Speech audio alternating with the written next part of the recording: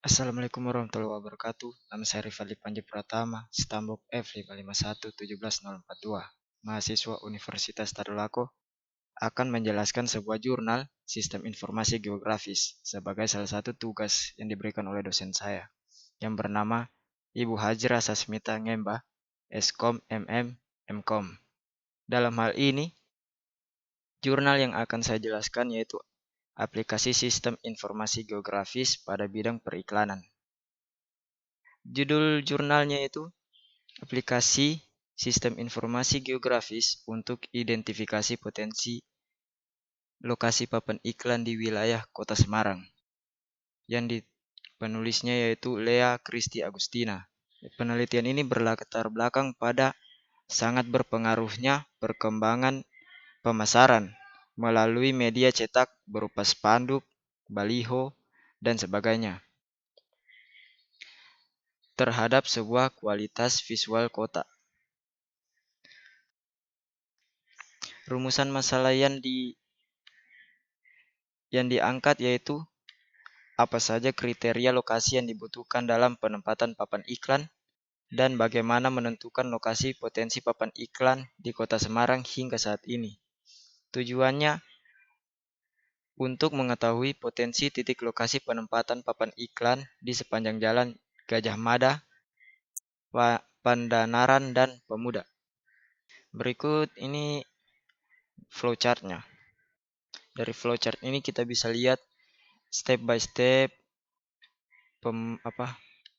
perancangan sistemnya, yang dimulai dari proses persiapan pengumpulan data yang dibagi menjadi dua kelompok, yaitu data primer dan data sekunder. Data primer ini terdiri dari data tekstual yang didapatkan dari hasil wawancara, yaitu kriteria lokasi, penempatan reklame papan, dan yang kedua kawasan dan kelas jalan reklame. Sedangkan data sekunder terdiri dari 1. Peta administratif Semarang, 2. Data lokasi reklame papan. Pada data sekunder terdapat proses tambahan yaitu pengecekan lapangan sesuai data sekunder yang didapat tadi.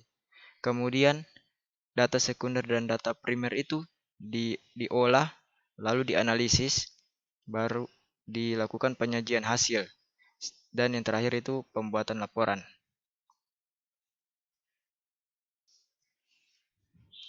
Nah, ini dia penyajian hasilnya. Hasil checking di lokasi yang 3 lokasi tersebut menunjukkan bahwa kondisi existing reklame di Kota Semarang didapat 116 titik reklame berbagai jenis. Nah, ini dia persebaran lokasinya di 3 jalan yang sudah disebutkan sebelumnya. 1. Billboard besar sepanjang 22, billboard sedang 15, billboard sekecil 30, neon box 17, panggung spanduk 11, dan Megatron 1. Jadi totalnya 96. Untuk di bahu jalan Gajah Mada, Jalan Pandanaran, dan Jalan Pemuda. Tapi untuk Jalan Pemuda itu didominasi dengan papan iklan berukuran kecil. Berikut grafiknya, persebarannya.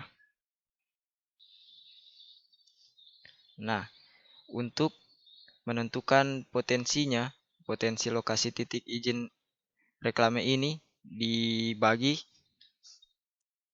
berdasarkan ukuran reklamenya atau ukuran papan iklannya.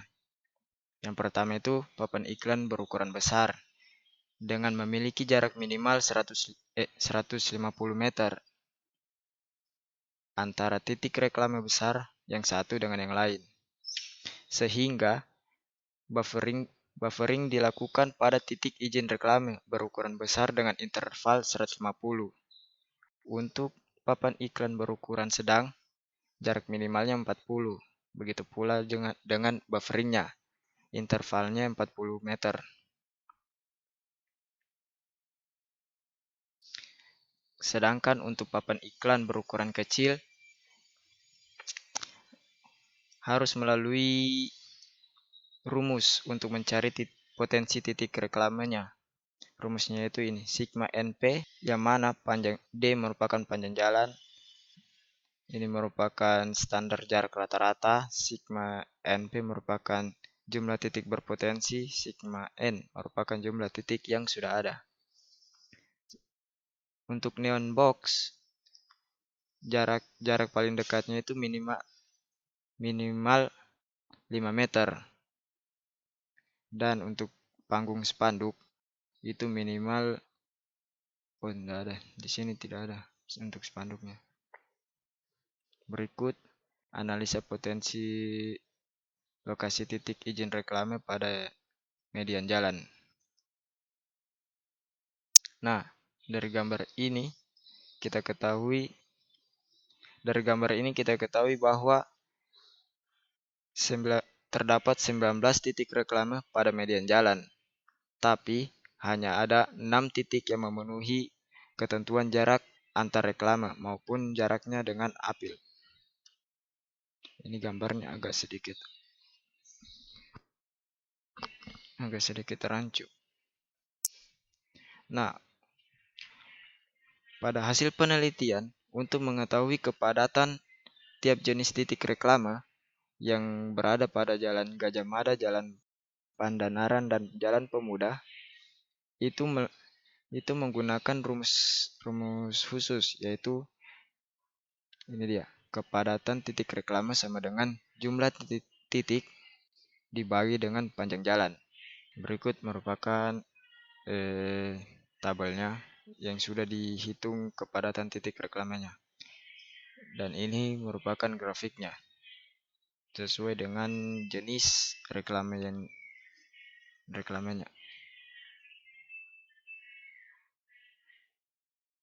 Kesimpulan pada penelitian dilakukan oleh Lea Kristi Agustina, yaitu